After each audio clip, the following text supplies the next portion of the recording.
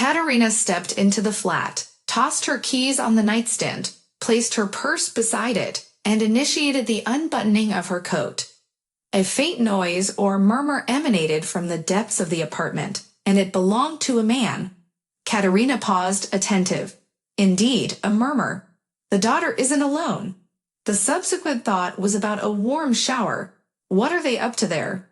Without changing out of her clothes, Katerina proceeded to her daughter's room, knocked, and immediately opened the door. Lisa and the young gentleman were bustling about the room, getting dressed. They spotted Katerina and froze in their tracks. A quiet pause followed, which in different circumstances might have seemed comical and absurd. But Katerina had no inclination to laugh. The young men appeared flushed and disheveled. There was no doubt about what they had been doing in her absence. "Hello," the boy stammered, blushing even more, and began to smooth his disheveled hair with his fist. Katerina observed that he had folded his shirt into his jeans, but hadn't fastened it, and he stood shoeless, even without socks. "Greetings, young man." Katerina gazed at her daughter. She concealed her eyes in shame, adjusting the neckline of her blouse. "Lisa, introduce me to your acquaintance," Katerina said rather frigidly. It was tough to control the irritation. "This is Alyosha, Alexei. We study together. Why are you so early?" Lisa suddenly lifted her chin and looked defiantly at her mother. In the depths of her eyes flashed fear and confusion. "I see you were preparing for the seminar." Katerina glanced at the bed. Her daughter had managed to cover it with a blanket, under which the crumpled blanket was bumped. "All right. Now I'll prepare dinner, then we'll talk." "I'll wait for you in the kitchen," Katerina said, and departed from the room. And I didn't observe how Lisa has matured. Of course, she's a grown-up, but they have events occurring so swiftly, I could be a grandmother at 40. Deity, how swiftly, Katerina contemplated, standing in front of the sink. She splashed some faucet water in her face. It brought her to her senses. Nothing occurred. Everyone is alive and well. They're just having a romance. Why did I get so disturbed? Have I forgotten what I was like at her age? No, at her age I pondered only about studying, and love came a bit later. Katerina heated up yesterday's spaghetti and cutlets, put the kettle on the stove. "Don't be scared, go to dinner," she yelled in the direction of the rooms. Alexei came into the kitchen and settled between the table and the fridge. Lisa entered beside him and took a seat on the chair across. They didn't glance at her. Katerina placed the meal on plates and set it on the table.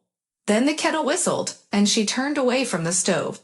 As she sat down at the table, Alexei's plate was nearly empty. "Perhaps more?" Katerina inquired. "I can," Alexei replied, briefly glancing at her before returning to his plate. Liza scarcely ate anything. Katerina served more pasta to the boy and positioned herself at the table amid them. "So you'll be a doctor too?" she asked, observing Alexei. He nodded with his mouth full. "Did you even use protection?" Katerina shifted her gaze to her daughter. "Mom!" exclaimed Lisa indignantly. "Mom what?" "First year, and if there are children?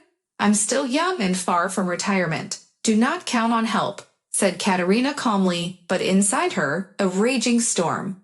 "I possess a grandmother. She will assist." "She's still impressive," uttered Alexei merrily. "So, you signify to express that you have already pondered over this matter?" Katerina sensed a shiver down her spine, and the left side of her chest pained. "No, I was just articulating that." Alexei was flustered. Katerina did not have enough time to retort, as Lisa leaped up from the table with a clamor. "Thanks, Mom. We're satisfied. Let's depart." She looked imperiously at Alexei. He reluctantly placed down his fork and stood up too. They exited the kitchen, and Katerina remained seated at the table. She was repulsed that she hadn't held herself back and initiated this foolish conversation. She got up, gathered the plates from the table, and commenced washing the dishes. It always pacified her. A few minutes later, the front door slammed. Then Lisa entered the kitchen, sank down on a chair, looked at her mother challengingly. Why did you do that? How? Did I mention something incorrect? I simply inquired about your intended actions if... Katerina paused and gazed attentively at her daughter. Wait, is it only me or what already? Katerina gasped and couldn't continue her statement. Lisa sat with her head down and her palms clasped between her knees. And what was the time frame? Katerina felt like she was dreaming. Now Lisa would state that she was jesting, that it was just a prank on her mother, that there was nothing serious, and that Katerina was merely deceiving herself. 2 months, said quietly Lisa. 2 months. Katerina's mind immediately started racing. Termination. We'll have enough time for a termination.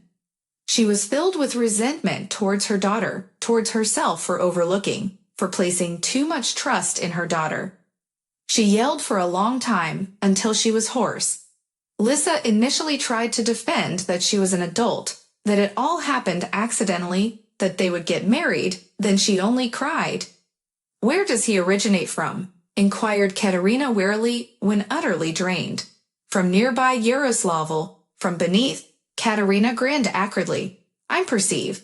So you will journey to him close to Yaroslavl, to his grandmother, and study? Katerina nudged Lisa. You also brought me into the world in the institute. And we will manage, sniffed No's daughter. Yes, only I brought you into the world in the last year, and you study on the first. Do you see the difference? Get married, and where will you dwell? Katerina started again. Abortion, only abortion, she convinced herself. With you, if you let me. This is my apartment too. In the dormitory with a child will not be allowed. Lisa looked frightened and pitiful. And if I do not allow? Unexpectedly asked Katerina. Lisa stared at her mother in surprise. She obviously did not expect such a turn. I will not have an abortion, she said and rushed out of the kitchen, sobbing loudly. Why did I become furious with them? Well, it occurred. So what? Perhaps they genuinely possess a celestial affection. Everything will turn out well. And they won't break apart after 2 years like my spouse and I did.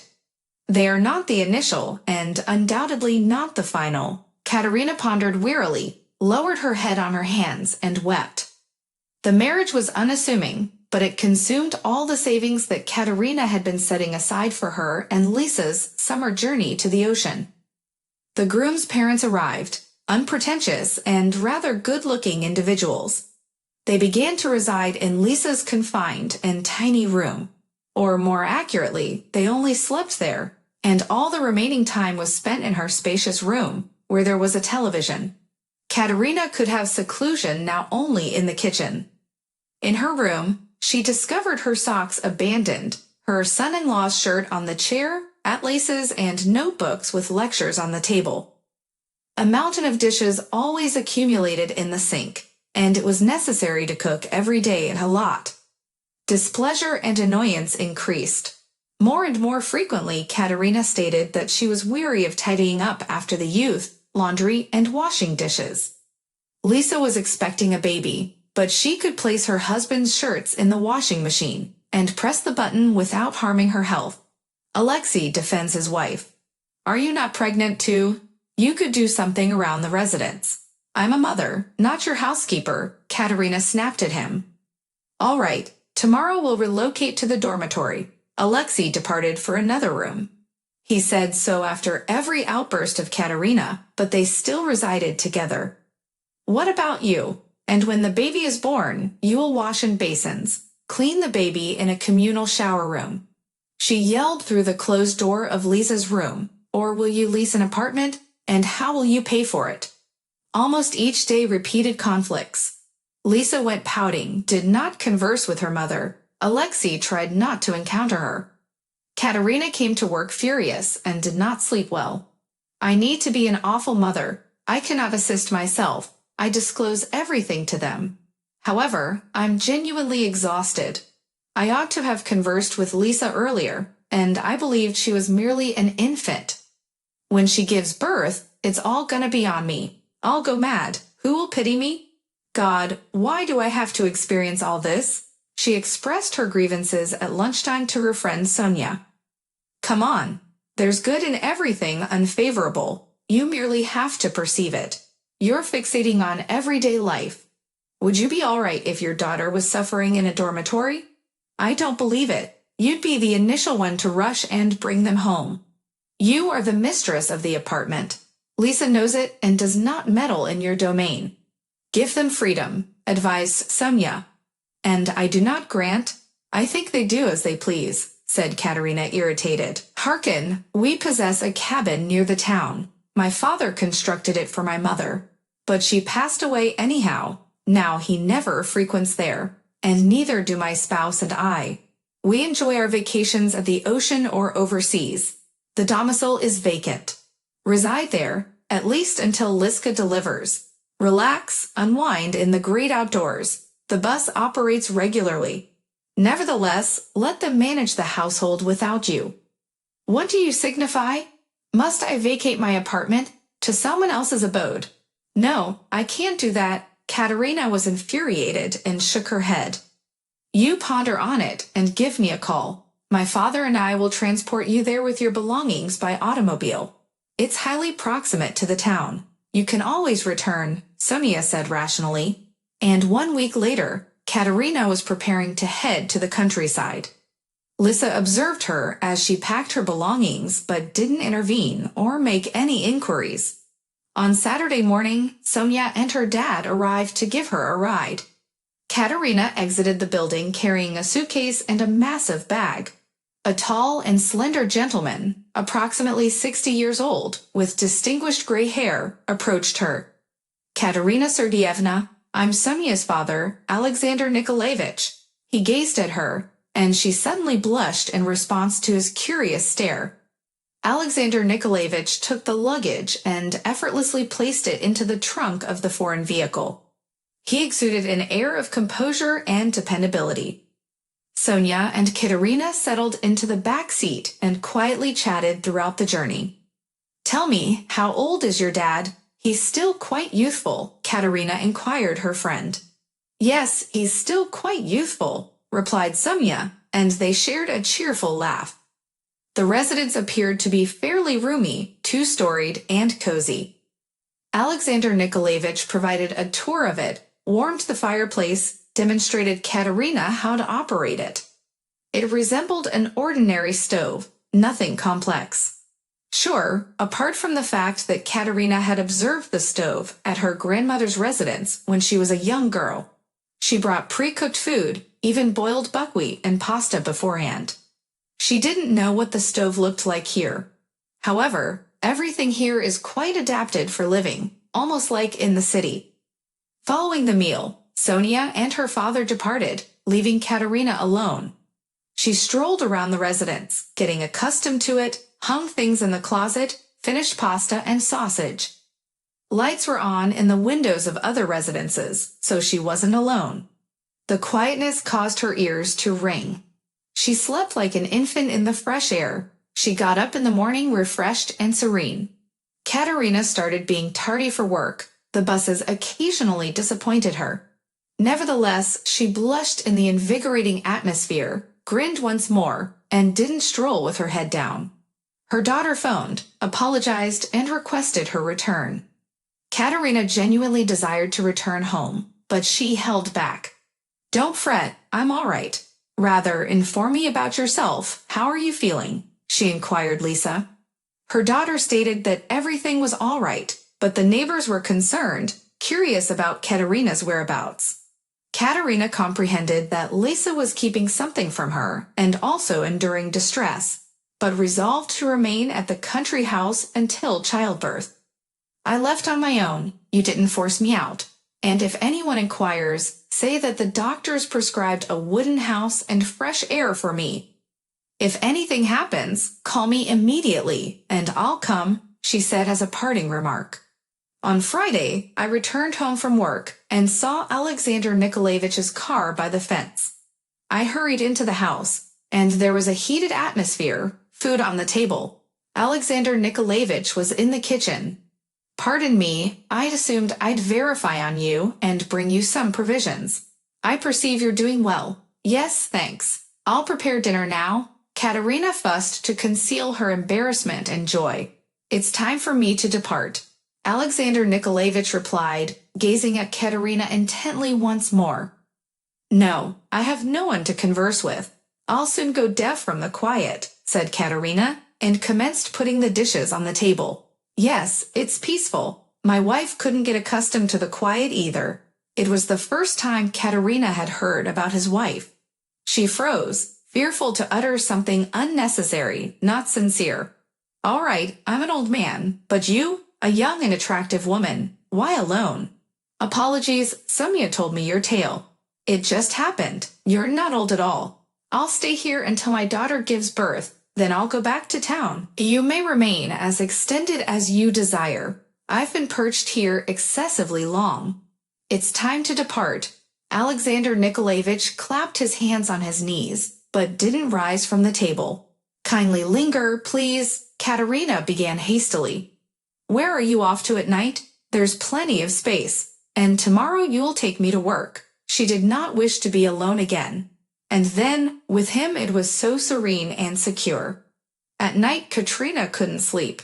She heard Alexander Nikolaevich stirring and coughing behind the wall in the adjacent room. Katerina resolved to consume some milk, and went barefoot to the kitchen to minimize the noise.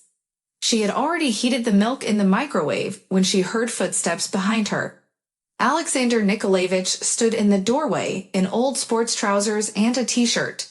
In the dim nightlight, he looked sizable and younger. You couldn't give him 60. Not sleeping either. He approached her. Warming milk? Share it? He asked, and Katerina's heart throbbed at his proximity. Certainly, she uttered in a quivering tone. They consumed the milk and conversed. Upon realizing there were merely 3 hours remaining to rest, Katerina drifted into slumber in her chamber, feeling content for the first time in quite a while. It didn't matter that she could scarcely rise in the morning. She had been drowsy and sluggish throughout the entire day, akin to an autumn fly. Yet, her heart was merry and blissful. Initially, Alexander Nikolaevich arrived every weekend to check on her. He brought nourishment and assisted with household chores. Eventually, as the time came for gardening, he started coming during weekdays, often staying overnight, and in the morning, he would drive Katerina to work. I have nothing to do anyway, and I'd like to see you. I'm an old man, indeed, but after the demise of his wife, I yearn to truly live for the first time, he once confessed. Gradually, he relocated to Katerina's country house. In such an unexpected manner, Katerina discovered her happiness. To meet her daughter from the maternity hospital, she journeyed together with Alexander Nikolaevich. Mother, return. How can we manage in your absence? We'll wash dishes, assist, pleaded Lisa. Acquire the skill of self-sufficiency. I, also, possess the entitlement to contentment, retorted Katerina. Thus, it transpires that had Lisa not conceived, had not brought Alexei into the household, Katerina would not have encountered her felicity. Alexander Nikolaevich. Hence, Sonia expressed appropriately that God dispatches misfortune for a purpose. One never knows what one will forfeit and what one will discover.